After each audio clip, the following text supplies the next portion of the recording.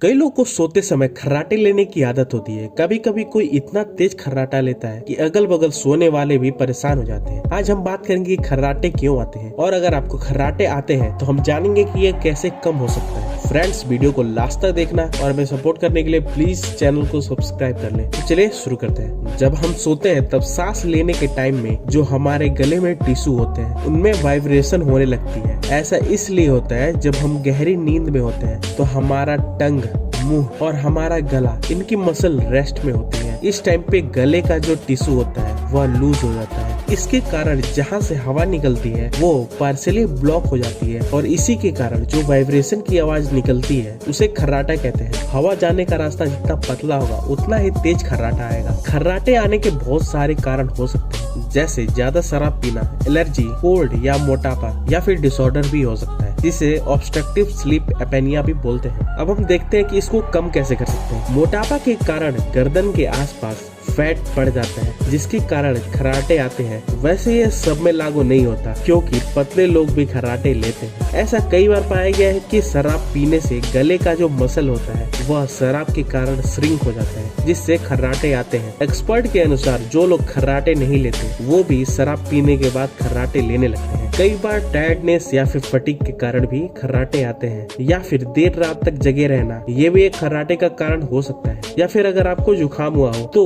उससे भी खर्राटे आ सकते हैं। ऐसे में गर्म पानी का यूज करने से अच्छी सांस लेने में मदद मिलती है। कभी कभी पिलो की एलर्जी की वजह से भी खर्राटे आते हैं। पिलो में डस्ट पार्टिकल की वजह से एलर्जी हो जाती है जिसके कारण खर्राटे आ सकते हैं। हर 6 महीने बाद अगर आप अपना पिलो बदलते रहते हैं तो इससे खर्राटे आने की शिकायत कम हो सकती है। और सबसे इम्पोर्टेंट बात, अपने आप को हाइड्रेटेड रखें जिससे खर्राटे कम आएंगे। फ्रेंड्स, आज के लिए बस इतना ही। अगर आपको वीडियो अच्छा लगा तो प्लीज वीडियो को लाइक कर देना और चैनल को सब्सक्राइब कर देना। मिलते हैं ऐसी किसी इन्फॉर्मेटिव वीडियो में, तब तक के लिए जय हिंद।